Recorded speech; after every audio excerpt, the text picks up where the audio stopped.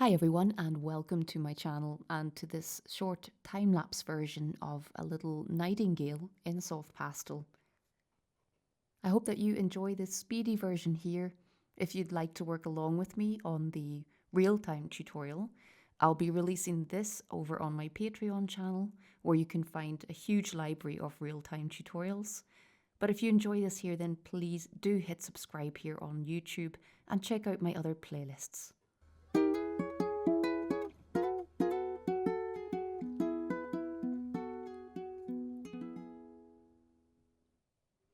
For this little piece, I am working just 8 by 7 inches. So this is another one of my mini demos, as I like to call them.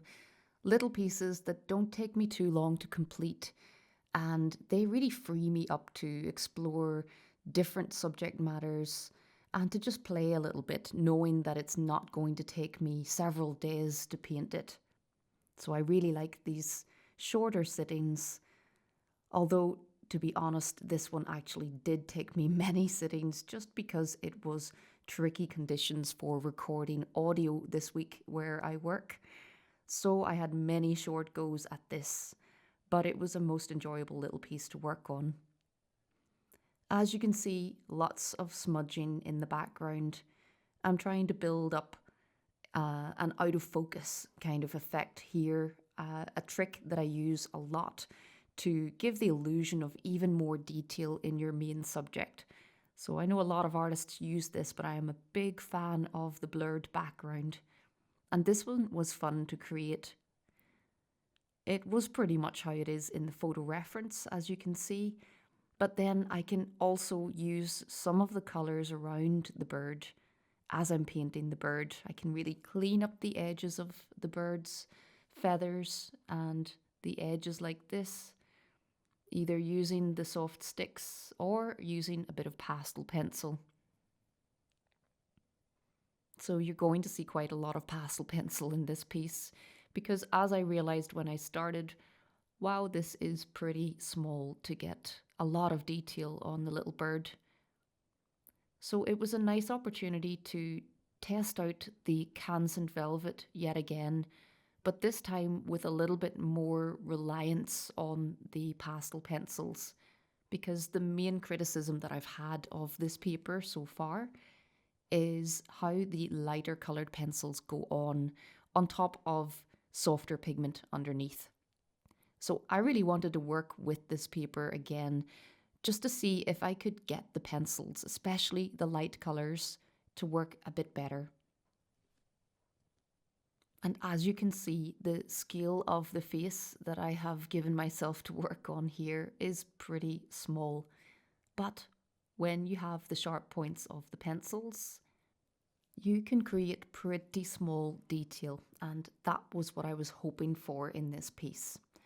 So a lot of the colour going down on the first layers especially, I'm usually looking for something a little bit darker, something that's going to work for the layers underneath and let my lighter highlights show up.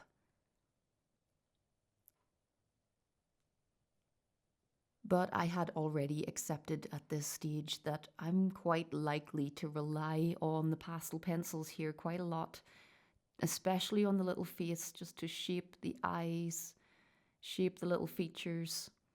And then, of course, we've got a very unusual bird view here where the bird is looking directly at us.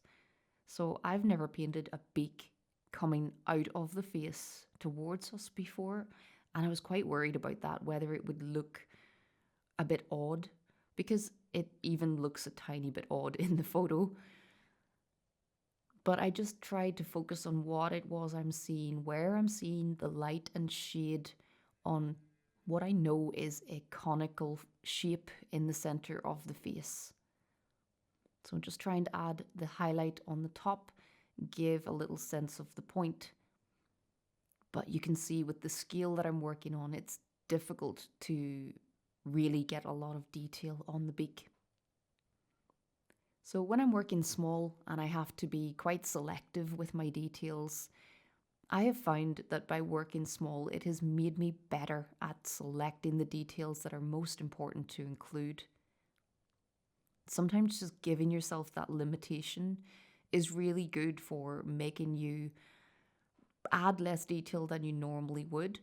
And then you get better at choosing which details are the most important. And I'm usually trying to really bring out the structure of the animal. So I'm going for strong structural elements usually. And then it's really the light and shade. What is the light doing, and how can I use the lighting in this to make it look convincingly 3D?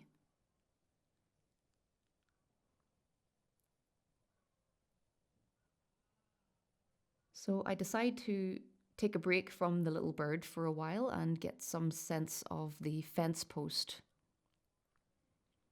And I will just mention now that this is a beautiful little nightingale.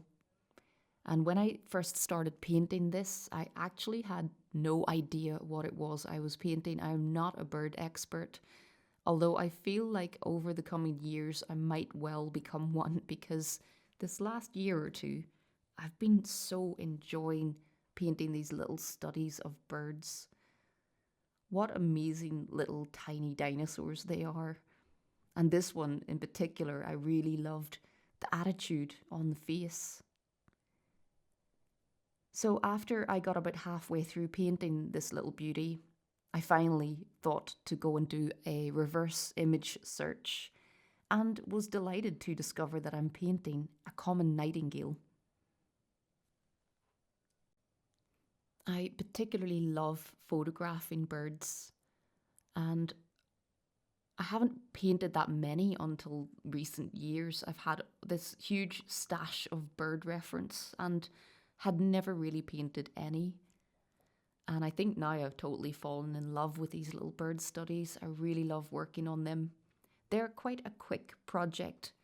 It's a small animal with, well, it really depends how much detail you go into. I was going to say it's a small animal with quite a small surface area to cover. But of course, you can go into immense amounts of detail if, for example, you're just working with the pastel pencils. For me, I really enjoy the boldness of the marks that I get from the sticks. And there's kind of like a happy compromise somewhere in the middle where I can use the sticks for most of the work and then use the sharp points of the pencils to adjust and tweak everything into place. Now you also see this blender popping up the odd time, my soft blender with the little triangular sponge on it. Something like this is also great for just moving the pigment around a bit. You can even dip that little blender into some darker pigment and paint with it. So breaking pastels as well, just to get some sharper edges. There's always a way to get the size of mark that you need. And when you first start out with soft pastel, it might feel a little bit chunky, a little bit clumsy, but I promise you do get a feel for it over time. So if you're just starting out in soft pastel, a great way to learn is to find an artist that you really like, someone whose style that you really want to try and work a little bit like, and then do some tutorials alongside someone. To have that guidance there is just excellent when you're learning all about the color choices, the mark making. It's so nice these days how many artists there are all making tutorials. We're really spoiled for choice these days with the amount of instruction you can find. Back when I was starting out with soft pastel, I had my older sister who knew a little bit, and that was about it. So there were books, of course, but there weren't the same online resources that you can tap into now, where you can literally work along with artists. So this is one of the reasons I love making videos. Both the shorter ones just to show you what's possible with soft pastel, and then the longer ones which I feel are really useful for people to work along with and to learn.